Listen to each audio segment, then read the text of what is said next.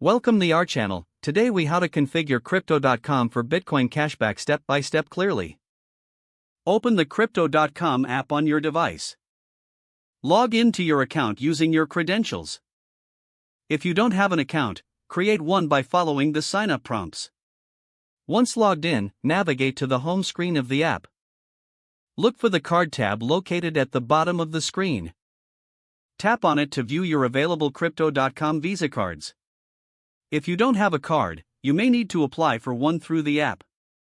Select the card you want to configure for Bitcoin Cashback. Tap on the Settings or Manage Card option. Scroll down to find the Cashback settings. Choose the Cashback option and set it to Bitcoin. Review the terms and conditions regarding Bitcoin Cashback. Confirm your selection to enable Bitcoin Cashback rewards. Next, make sure you understand how cashback rewards are calculated. When you make purchases using your card, you'll earn a percentage back in Bitcoin. Check your cashback settings periodically to ensure they are still configured correctly. Feel free to browse the different categories that offer higher cashback percentages. Now you are ready to use your Crypto.com card while earning Bitcoin cashback. For any issues, visit the help section within the app. You can also contact customer support for assistance if needed. Enjoy shopping and collecting your Bitcoin rewards.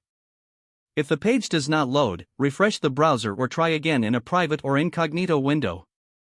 Make sure you are using the correct email address, then retype it carefully to avoid small typos. If your password is not accepted, use the reset option and create a new strong password you can remember. Check your spam folder for verification or security emails, then complete any requested confirmation steps. Enable two-factor authentication if available to improve account security and reduce unauthorized access risk.